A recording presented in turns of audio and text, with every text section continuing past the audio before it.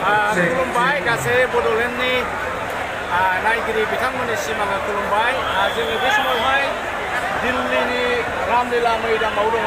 दिल्लीनि रामलीला फोथारावहाय जोंहा जोंनि दिनै बे भारताव जे बिजेपिनि सासनाव बिजेपिनि राजखान्थियावहाय जे जानाय लोंनाय गासैबो जिनिसा दामा बारायजोब्बाय। दा बेनिखायनो जोङो मोनसे नाम होदों महंगाई पर हल्ला बोल, महंगाई पर हल्ला बोल। दासिमबो राहुल गान्धी बिथाङा सफैयाखै। दा हाजार मानसिया फैजेनबायानो।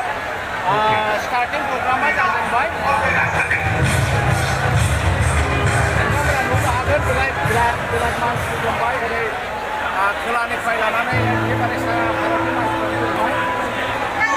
बेहायनो फोरमायनो नागिरदों जे दिनैबो बिजेपि गभर्नमेन्टनि हेंथायै बिजेपिनि राजखान्थिखौ भारतनि लाख मानसिफ्रा दङ।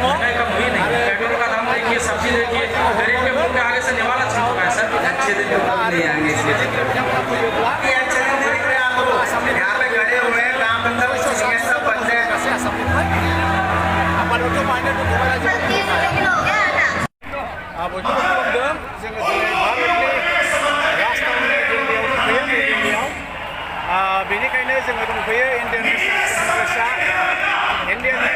कंग्रेसआ दिनैहाय बे दिल्लीयाव फैनानै गासै भारतनि लाख मानसिफ्रा फैनानै जानाय लोंनाय बेसाद बानिनि दाम बारायनायनि एगेन्स्टआव हाल्ला बल मोनसे प्रग्राम लादों।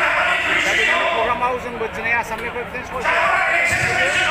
नोंथांमोना नुबाय गथ'फोर नुगोन दिनै लाख इन्डियान बासफोर नरेन्द्र मदिनि खुंथायनि सायावहाय हेंथा होदों। बिथाङा गेदेर खोथा बुंदों। जोङो गावबो जाया आरो मालायखौबो जाहोआ होनदों बिथाङा। नाथाय दिनै भारतनि गासै सम्पतिखौनो बिथाङा 3% मानसिनो होदों। दा बावहाय जोंनि गासै भारतनि गोरिब गुन्द्रानि सानखोआ बांबाय थादों आरो बांबाय थादों। फरायनायनि फारसे साख्रि बाख्रिनि फारसे खहा जाबाय। लोगोसे गोरिब गुन्द्रा आबादारिफ्रा खहा जाबाय।